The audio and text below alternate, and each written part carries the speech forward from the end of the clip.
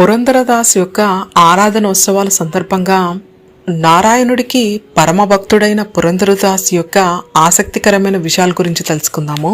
ప్రతి సంవత్సరం పుష్యమాస అమావాస్య నాడు వచ్చే వారి పుణ్యతిథిని సద్భక్తులందరూ అత్యంత వైభవంగా జరుపుకొని పునీతులవుతారు.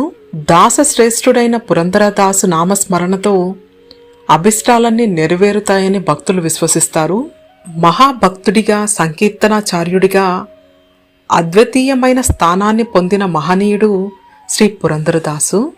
వేదాలు, పురాణాలు, ఉపనిషత్తులు సారాంశాన్ని సాధారణ ప్రజలకు అర్థమయ్యేలా సరళమైన కన్నడ భాషలో ఆయన అందించారు. పురంధరదాసు రచన అద్భుతమైన సంగీతం, సరళమైన సాహిత్యం, ఆధ్యాత్మిక జ్ఞానుల అపూర్వ సంగమం. భౌతికమైన సంపదల కన్నా భక్తి తత్పరత, జ్ఞానం గొప్పవని బోధించిన ఆయన జననం దైవ సంకల్పమని అంటారు. భగవంతుడి ఆజ్ఞ మేరకు నారదుడు తాను రచించిన భక్తి సూత్రాలను ఆచరణలోకి తేవడానికి శ్రీనివాస నాయకుడిగా ఈ భూమి మీద అవతరించాడు.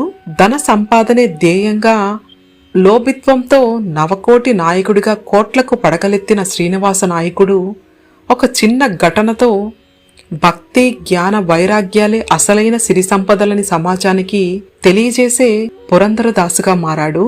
జగన్నాటక సూత్రధారి అయిన శ్రీహరి స్వయంగా బ్రాహ్మణ రూపంలో వచ్చిన ఆయనను సామాన్య యాచకుడిగా భావించి 6 నెలల పాటు వాకిలిలో నిలబెట్టాడు.